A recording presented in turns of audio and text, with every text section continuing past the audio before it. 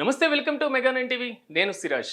మొత్తం మీద అమరావతి ప్రజలతో పాటుగా ఆంధ్రప్రదేశ్ ప్రజలు ఒక కొత్త బ్రిడ్జిని చూడబోతున్నారు. ఆంధ్రప్రదేశ్ ప్రభుత్వం ప్రతిష్టాత్మకంగా తీసుకురాబోతున్నటువంటి అమరావతి ఐకానిక్ బ్రిడ్జ్ గురించి ఒకసారి మనం డిస్కషన్ చేద్దాం. ఈ బ్రిడ్జి నిర్మాణానికి సంబంధించినటువంటి రూపకల్పన మొత్తం ఎవరి చేతుల్లో ఉంది అంటే కేవలం మీ చేతుల్లోనే ఉంది. ఎందుకంటే ఆంధ్రప్రదేశ్ ప్రభుత్వం సిఆర్డీఏకి సంబంధించినటువంటి కీలక నిర్ణయం తీసుకోవడం జరిగింది. ఐకానిక్ బ్రిడ్జి యొక్క నమూనాని రూపకల్పన చేసి 4 ఆప్షన్స్ ఇచ్చి 4 ఆప్షన్స్లో మీకు ఇష్టమైనటువంటి ఆప్షన్ని ఫైనల్ లిస్టుకు వెళ్ళి దాని ప్రకారమే కృష్ణా నది మీద అతి భారీ ఐకానిక్ బ్రిడ్జ్ నిర్మాణానికి ఆంధ్రప్రదేశ్ ప్రభుత్వం శ్రీకారం చుట్టనుంది. దీనికి సంబంధించినటువంటి రూట్ మ్యాప్ను ఒక్కసారి మనం పరిశీలించినట్లయితే దాదాపు ఐకానిక్ బ్రిడ్జ్కి సంబంధించి ఎక్కడ రాబోతుంది అనేటువంటి అంశాన్ని మనం పరిశీలిస్తే పూర్తి స్థాయిలో సిఆర్డీఏ ప్రాంతం దగ్గర నుంచి మనం గమనించినట్లయితే దీంట్లో సీడ్ క్యాపిటల్ ఏరియా ఉండేటువంటి ప్రాంతం, అమరావతి రాజధాని నిర్మాణం జరుగుతున్నటువంటి ప్రాంతం ప్రధానంగా ఇక్కడ జరగబోతుంది. ఈ అమరావతి అనేటువంటి పాత అమరావతి ఏరియా ఇక్కడ ఉన్నప్పటికీ నూతన అమరావతి రాజధాని నిర్మాణం జరగబోతుంది. మొత్తం పల్నాడు జిల్లాలో ఉన్నటువంటి తూళ్ళూరు, వైకుంఠపురం, రాయపూడి, దీనికి సంబంధించినటువంటి ఈ విలేజెస్కి సంబంధించినంత వరకు దీని నిర్మాణం జరగబోతుంది.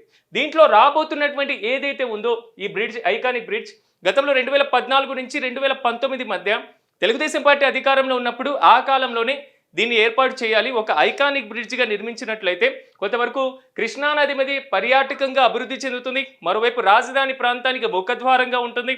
ఈ ప్రాంతం మొత్తం డెవలప్ అయ్యేటువంటి అవకాశం ఉంటుంది. పర్యాటకంగా దీనికి సంబంధించి కూడా కొంతవరకు అమరావతి ప్రాంతం కొంతవరకు పేరు వచ్చేటువంటి అవకాశం ఉందనేది మాత్రం అప్పుడు ప్రభుత్వం భావించింది. కానీ దాని తర్వాత వచ్చినటువంటి వైసీపీ ప్రభుత్వం ఈ ఐకానిక్ బ్రిడ్జ్తో పాటుగా రాజధాని ప్రాంతాన్ని కూడా కొంతవరకు పరిగణలోకి తీసుకోకుండా 3 రాజధానులు అనేటువంటి అంశం పరిగణలోకి తీసుకున్న విషయం మీ అందరికీ తెలిసిందే. అయితే ఇక్కడ కీలకమైనటువంటి ఇష్యూ ఏంటంటే ఏదైతే ఈ సీడ్ క్యాపిటల్ రోడ్ ఉందో, ఈ సీడ్ క్యాపిటల్ రోడ్ ఆల్రెడీ ఇక్కడ వరకు ఉంది. దీన్ని ఏదైతే నేషనల్ హైవేకి మెన్షన్ చేసి తాడేపల్లికి సంబంధించినటువంటి ఏరియాలో భూసేకరణ జరుగుతుంది. ఈ ఐకానిక్ బ్రిడ్జ్ రాబోతున్నటువంటి ఏరియా వచ్చేసి ఒకటి రాయపూడి నుంచి కృష్ణా జిల్లాలోకి ఉన్నటువంటి మూలపేట వరకు రాబోతున్నది ఈ ఐకానిక్ బ్రిడ్జ్. ఎందుకంటే ఇప్పటికే సీడ్ క్యాపిటల్ అంటే కీలకంగా పరిపాలనా నగరం మొత్తం కూడా నిర్మాణం జరగబోతున్నటువంటి ఏరియా ఇక్కడ కనబడుతుంది.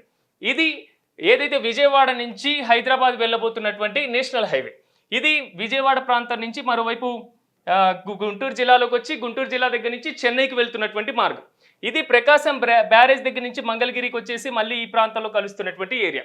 రీసెంట్గా విజయవాడ వెస్ట్ బైపాస్గా మనం పరిగణించి రీసెంట్గా ఒక బాహుబలి బ్రిడ్జిగా వచ్చి పూర్తి స్థాయిలో నిర్మాణం పూర్తి చేసుకున్నటువంటి ఈ విజయవాడ వెస్ట్ బైపాస్, ఇది అమరావతి సీడ్ క్యాపిటల్ ఏరియాకి ఇన్నర్ రింగ్ రోడ్గా కూడా ఆల్రెడీ పరిగణలోకి తీసుకోవడం జరిగింది. అంటే పూర్తి స్థాయిలో హైదరాబాద్ ఏరియా నుంచి వచ్చేటువంటి ప్రయాణికులు ఇక్కడ ఏదైతే ఎన్టీఆర్ జిల్లాలో ఉన్నటువంటి ప్రాంతంలో నుంచి ఈ ఐకానిక్ బ్రిడ్జ్ ద్వారా స్ట్రైట్గా ఇక్కడ తూళ్ళూరు రాజధాని అమరావతి ప్రాంతానికి వచ్చేయడానికి కొంతవరకు అవకాశం ఉంటుంది. దీని ద్వారా ఇప్పటికే కృష్ణా రివర్ మీద కొన్ని బ్రిడ్జెస్ నిర్మాణం పూర్తయి ఉన్నాయి. ఒకటి నేషనల్ హైవే ప్రాంతంలో ఉన్నటువంటి ఏరియాస్, 2 వారధి బ్రిడ్జ్ అని మనం పిలుస్తూ ఉంటాం, వారధి వంతెనకు సంబంధించింది. రెండోది ఇక్కడ ప్రకాశం బ్యారేజ్కి సంబంధించినటువంటిది ఉంది. మూడోది వచ్చేసి ఇప్పుడు ఏదైతే ఇన్నర్ రింగ్ రోడ్ అనేటువంటిది పూర్తి స్థాయిలో నిర్మాణం చేసి అందుబాటులోకి వచ్చి మన మంగళగిరి తర్వాత కాజా ప్రాంతం వరకు ఇది నిర్మాణం కూడా పూర్తవ్వడం జరిగింది. కొంతవరకు సర్వీస్ రోడ్స్ మాత్రం వాటిని కూడా కంప్లీట్ చేసి పూర్తి స్థాయిలో ప్రజలకు అందుబాటులోకి వచ్చేటువంటి అవకాశం ఉంది. ఇది నిర్మిస్తే మాత్రం ఇది ఒక ఐకానిక్ బ్రిడ్జ్గా నిర్మించాలని ప్రభుత్వం భావిస్తుంది. దీనికి సంబంధించి 4 ఆప్షన్స్ని కూడా ప్రభుత్వం పరిగణలోకి తీసుకోవడం జరిగింది. ఇది పూర్తయితే మాత్రం ఒకటి హైదరాబాద్ నుంచి వచ్చేవారు డైరెక్ట్గా దీంట్లో ఎంటర్ అయ్యేటువంటి అవకాశం కనిపిస్తుంది. 2 వైకుంఠపురం దగ్గర ఒక బ్యారేజ్ని నిర్మించాలి, బనకచర్ల ప్రాజెక్ట్కి సంబంధించినటువంటి ఆలోచన ఉంది.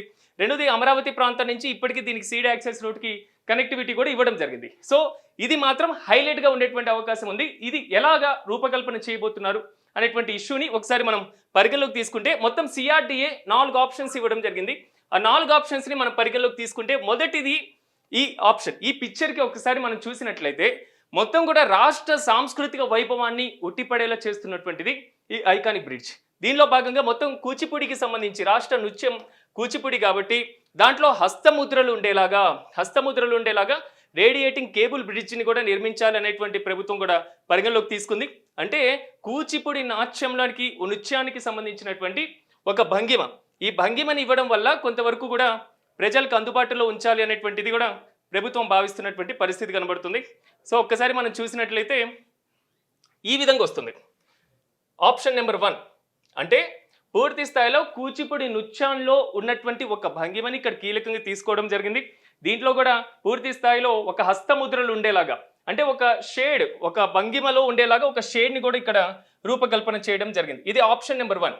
ఆప్షన్ నెంబర్ 2 ఒకసారి మనం చూసుకున్నట్లయితే ఇది కీలకంగా సేమ్ టైం కూచిపూడికి సంబంధించినటువంటి నృత్య భంగిమే ఇది కూడా.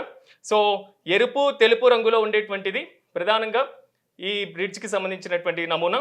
సో సంస్కృతి అదృష్టానికి చిహ్నంగా స్వస్తిక హస్త భంగిమలో ఉండే విధంగా కూచిపూడి డ్యాన్స్ బ్రిడ్జ్ని కూడా ఇక్కడ ఏదైతే చేతులతో ఇలా ఉండేటువంటి భంగిమ, అంటే రెండు ఐకానిక్ బ్రిడ్జ్కి సంబంధించినటువంటి రెండు కూడా కూచిపూడి నృత్య భంగిమలో ఉండే విధంగా ఈ విధంగా ఉండేటువంటి విధంగా కూడా దీన్ని నిర్మించాలి అనేటువంటిది ఆలోచన కూడా పూర్తి స్థాయిలో చేయడం జరిగింది.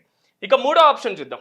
మూడో ఆప్షన్లో కూడా అమరావతి లోగోలో ఏ ఆకారంలో, ఇప్పటికే సిఆర్డిఏ బిల్డింగ్కి సంబంధించి ఏ ఆకారంలో ఇలా ఉండడం జరిగింది. సో అభయ ముద్రలో శాంతికి చిహ్నంగా ఉండేటువంటిది ఐకానిక్ వంతెనగా కూడా దీన్ని పరిగణించడం జరుగుతుంది. సో అంటే ఇక్కడ కీలకంగా మనకి అసెంబ్లీ భవనాన్ని కూడా ఇవ్వడం జరిగింది.